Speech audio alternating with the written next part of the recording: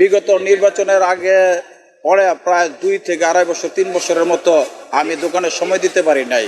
আমি যাত্রাবাড়ি আসতে পারি নাই। আমি যাত্রাবাড়ির বাইরে ছিলাম।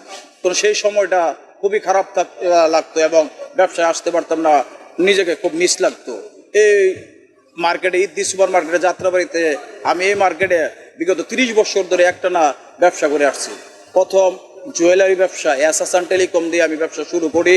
তারপরে স্বর্ণের ব্যবসাটা ধীরে ধীরে হয়তো বা বিলীন হয়ে যাচ্ছে, তখন আমি মোবাইলের ব্যবসা দেই এবং মোবাইলের ব্যবসা 2010 সাল থেকে শুরু করি, আজ অব্দি আছি। ব্যবসায় কেন আসতে পারেন না আপনি, বাধা দিচ্ছে কারা?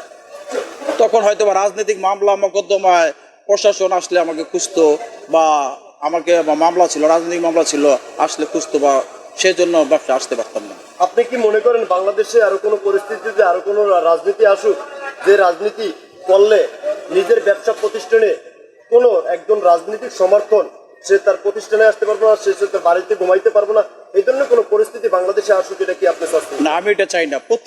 প্রতিহিংসা রাজনীতি কখনোই শুভ বয়ে আনে না।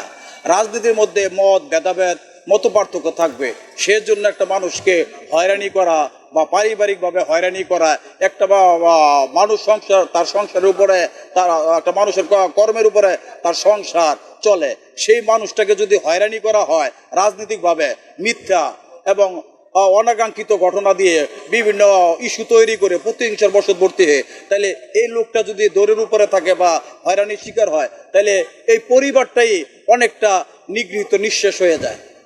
নির্বাচিত সরকার আসলে মনে ব্যবসা বাণিজ্য ভালো হবে, কারণ যারা এফবিসিসিআর সদস্য বা যারা বড় বড় শিল্পপতি বা ব্যবসায়িক উদ্যোক্তা, তারা তো বর্তমানে মাঠ পর্যায়ে বা দেশে ফাইন্যান্স করতেছে না বা ব্যবসায়িক খাতে টাকা লগ্নি করতেছে না। বিধায় এখন আমরা যারা মাঠ পর্যায়ে ব্যবসা করি তারা তো অনেকটা হিমশিম খেতে হচ্ছে। তবে নির্বাচিত সরকার আসলে হয়তোবা ব্যবসায়িক উদ্যোক্তারা ব্যবসা সম্প্রসারণ করবে, ব্যবসার পরিধি বাড়াবে, সেক্ষেত্রে আমাদেরও ব্যবসার পরিধি বাড়বে, বেচাকিনা বাড়বে বা বিস্তার লাভ করবে। এই ব্যবসাটা বিগত বেশ কিছুদিন ধরে আমি পরিচালনা করে আসতেছি 2010 সাল থেকে। আস্তে আস্তে ব্যবসাটা সম্প্রসারিত হয়েছে। প্রথম ক্ষুদ্র চালান নিয়ে ব্যবসাটা করছি, তবে মন, দৃঢ়তা এবং শক্তি, আত্মবিশ্বাস ছিল বিদায় ব্যবসা করে আগাইতে পারছি। তো বিগত সরকারের সময় ব্যবসা করে গেছি, কিন্তু অনেকটা কষ্টের মধ্যে ছিলাম। ব্যবসাতে ছিলাম, হয়তো বা ছিলাম না, সময় দিতে পারতাম তো দিতে পারতাম না, অনেক সময় সাইডে থাকতে হইতো। আর এই ব্যবসাটার উপরে আমার অনেকই নির্ভর করে। আমার মা, বাবা, ভাই বোন, বাবা তো বেঁচে নেই, বাবা 2021 সালে মারা গেছেন, তার আগ পর্যন্ত ছিলেন, তারাও আছেন, যতটুকু ভাই বোন এবং আমার স্ত্রী, সন্তান, নিজের সব কিছু এই ব্যবসার উপরেই মেনটেন করতে হবে, চলে আসছে।